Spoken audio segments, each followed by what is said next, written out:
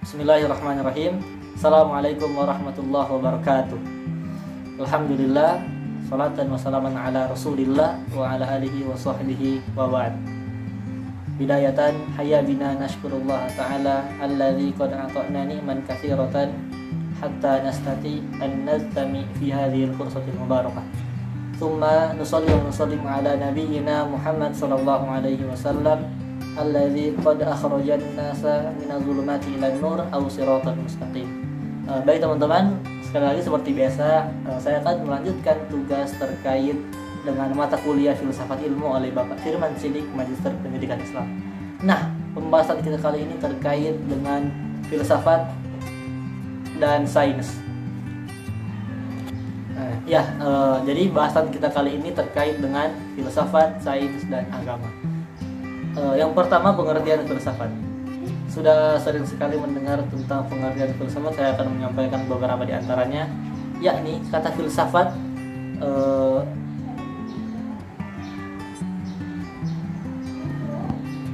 kata filsafat merupakan padanan dari bahasa Arab falsafah yang memiliki makna pandangan hidup. Kata filsafat sendiri berasal dari bahasa Yunani filosofia, yakni gabungan dari kata philos dan yang artinya cinta, dan sophia yang berarti kebijaksanaan. Kearifan atau pengetahuan secara etimologi, filsafat berarti cinta kepada kebijaksanaan. Kearifan atau pengetahuan sebagaimana lazimnya pengetahuan lainnya, filsafat pun mempunyai objek material dan objek formal. Objek material filsafat yaitu segala sesuatu yang menjadi masalah filsafat. Terdapat 3 persoalan pokok, yaitu hakikat Tuhan, alam, dan manusia. Objek formal menurut sifat penyelidikan, filsafat adalah usaha mencari keterangan secara mendalam sampai ke akar-akarnya tentang objek materi filsafat. Nah, kemudian lanjut kepada pengertian sains. Kata sains berasal dari kata sains yang memiliki arti mengetahui.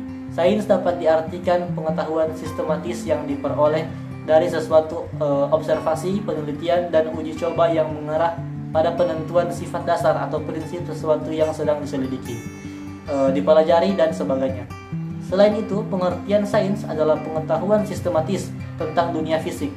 Berikutnya terkait dengan filsafat ilmu. Terkait dengan filsafat ilmu, Surya Sumantri menyatakan bahwa filsafat sains merupakan telaahan secara filsafat yang hendak menjawab pertanyaan tentang hakikat sains, baik ditinjau dari sudut ontologinya, epistemologinya, maupun aksiologinya. Kemudian pengertian agama.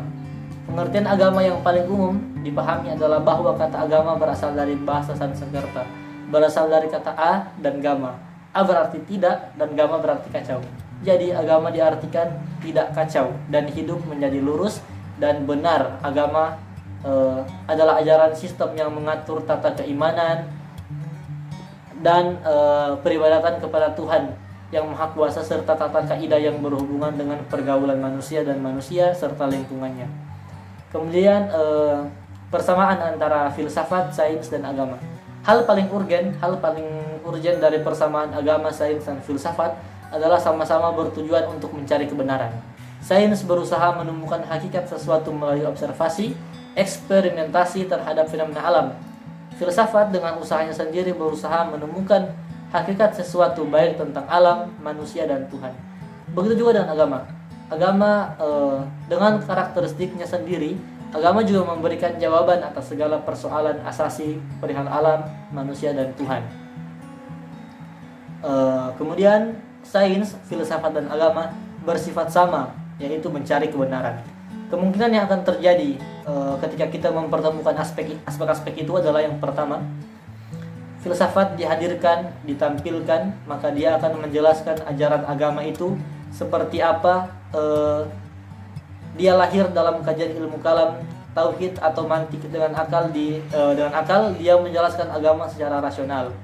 Otoritas tertinggi Tuhan dan menganggap cara beragamanya itu sesuai dengan akalnya.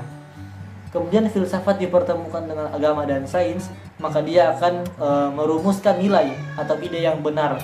Contohnya filsafat ketuhanan. Jadi dia yang merumuskan sendiri bagaimana itu Tuhan, agama, dan sebagainya. Poin kedua melahirkan berbagai perdebatan sehingga membuat Al-Ghazali mengharapkan filsafat pada orang awam dikarenakan tidak ada pondasi kuat sehingga merusak akidahnya. Contoh buku Falsafah Al-Falsifah yang membahas tentang filsafat haram, boleh, dan sebagainya. Kemudian yang ketiga, menurut Immanuel Welkan, apa sih ini Atira? Siang. Kemudian yang ketiga, menurut Immanuel Kant, dalam diri manusia harus memberikan porsi atau ruang-ruang dalam filsafat dan agama. Maksudnya, biarkan filsafat sendiri, agama sendiri. Jangan memaksakan kedua aspek ini menyatu, dan biarkan dua aspek ini berjalan sendiri dengan fungsinya sendiri-sendiri. Yang keempat, orang yang menekuni filsafat kemudian mau menganalisis agama dari luar, melihat agama dari sisi eksternal. Saya masih bingung agama itu apa, dan saya melihat banyak agama ingin mengklarifikasi agama Islam dan sebagainya. Tapi hal itu kurang menggambarkan secara umum. Tidak bisa membulatkan pemikiran tentang suatu agama karena kita menilai sebuah agama hanya dari luarnya saja. Kemudian yang kelima, tak ada hasil penelitian sains bertentangan dengan agama. Walaupun ada, itu hanya ada beberapa yang memang tidak bisa dicairkan. Misalnya tentang raja yang tenggelam di laut, dalam perspektif agama kita sudah percaya bahwa hal itu terjadi, namun dalam sains masih memerlukan penelitian. Kemudian perbedaan filsafat, sains, dan agama. Perbedaan antara sains dan agama terletak pada dasar metode. Dalam menghampiri kebenaran tersebut. Kemudian agama dalam menghampiri kebenaran dengan bersumber atau berdasarkan wahyu dari Tuhan yang tertuang dalam kitab suci. Kemudian sains menurut Surya Sumantri bersumber pada observasi, eksperimentasi, dan bukti yang empiris, dan menerapkan metode ilmiah sehingga sains dapat disebut sebagai pengetahuan ilmiah. Nah, hubungan sains, filsafat, dan agama pada prinsipnya antara sains, filsafat, dan agama mempunyai hubungan yang erat dan saling terikat antara satu dengan lainnya, di mana ketiganya memiliki kekuatan daya gerak dan refleksi yang berasal dari manusia. Dalam diri manusia terdapat daya yang menggerakkan ilmu, filsafat, dan agama, yaitu melalui akal pikir, rasa, dan keyakinan. Akal pikiran manusia sebagai daya gerak dan berkembangnya ilmu dan filsafat, sedangkan keyakinan menjadi daya gerak agama. Ilmu diperoleh melalui akal pikiran manusia, dari pengalaman empiris, dan dari indera atau dari riset.